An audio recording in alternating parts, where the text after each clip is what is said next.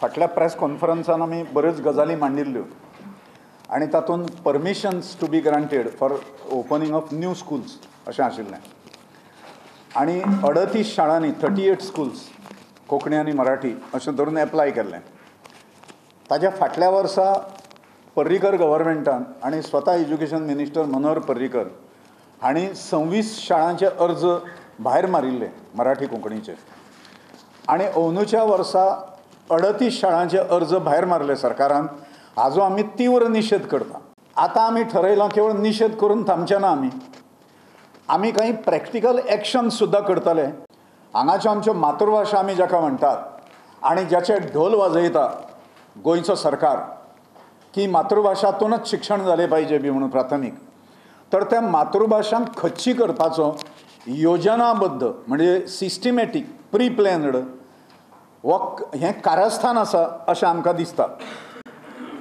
ताजें कारण अशें की MOI नांवाचें धोरण जें पर्रीकर गव्हर्मेंटान त्या वेळाचेर 2012 डिक्लेअर केल्लें, ताज्या पैकी एकूच गजाल आतां पर्यंत पर्रीकरान त्या धोरणांतली केल्या तें म्हणजे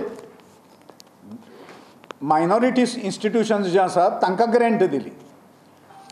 ताज्या पलीकडे त्या MOIतले एक गजाल सुद्दां पर्रीकर गव्हर्मेंटान इम्प्लिमेंट केल्ली ना. तें बंद पडटालें तें प्रायमरी स्कूल तांकां दिवचें अशें ठरलें. हें हाय लेवलचेर उच्च स्तराचेर जालें. आनी हें स्कूल आतां सांतिनेझ आशिल्ली ही शाळा आतां फुडल्या वर्साच्यान 11च्या नांवान ती कदंबा प्लॅटोचेर वता.